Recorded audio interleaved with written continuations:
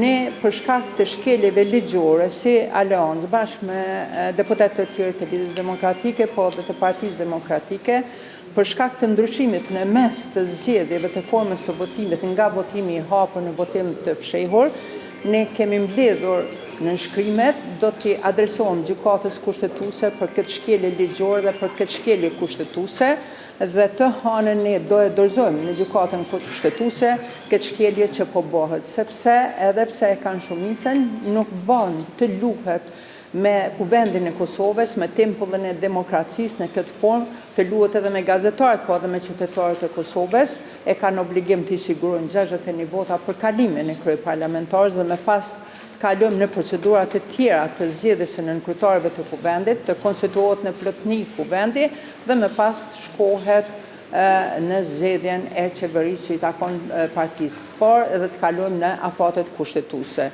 Kjo s'po ndodh, ne veç i kemi siguruar në nënshkrimin të hanën për këtë shkelje ligjore dhe kushtetuese kalimin nga votimi i hapur në votim të fshehtë në mes të votimeve, konsiderojmë që është shkelje ligjore, është shkelje kushtetuese dhe do t'i adresohem gjykatës kushtetuese për këtë shkelje. Senatore, kush i dha nënshkrimin përveç deputetëve, 5 deputetë të OAK-s?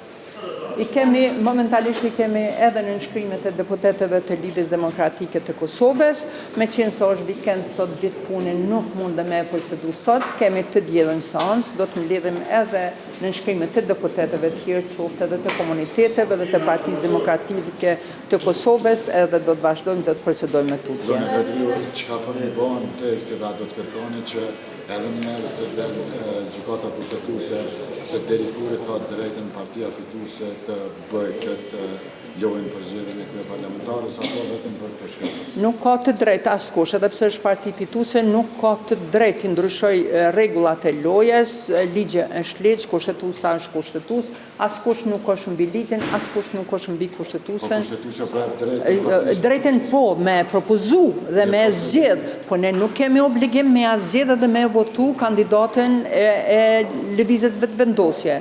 Nuk thot që ne duhet të votojmë, duhet votat për kalim të kryetares së kuvendit t'i siguroj lëvizja vetëvendosje dhe parti tjerë. Partinë e dytë askën tjetër, vetëm këtë parti, atë me zgjidhje do të më u gjenë. Dhe t'i gjenë, ata duhet bëjnë përpjekje që t'i sigurojnë 61 vota për kalimin e kryeparlamentares që propozuar nga lëvizja vetëvendosje.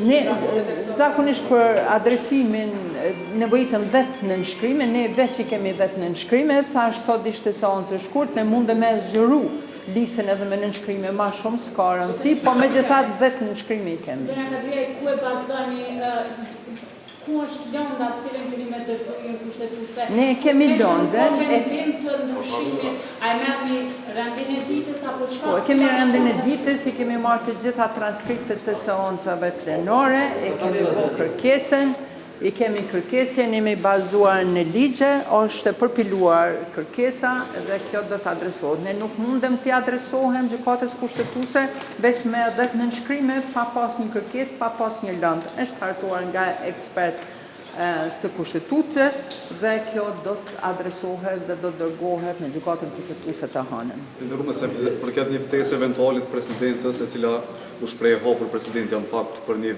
takim mes partive më të mëdha parlamentare, ç'është qëndrimi i OAK-s në raport me këtë ftesë? Ne do i përgjigjem sepse edhe neve nuk jemi të kënaqur me situatën që po ndodh, me këtë maraton që po ndodh në kuvendin e Kosovës. Besoj çdo konsult është e mirëseardhur, të shohim si do të përgjigjen edhe parti tjera, besoj që edhe ne do të përgjigjem pozitivisht.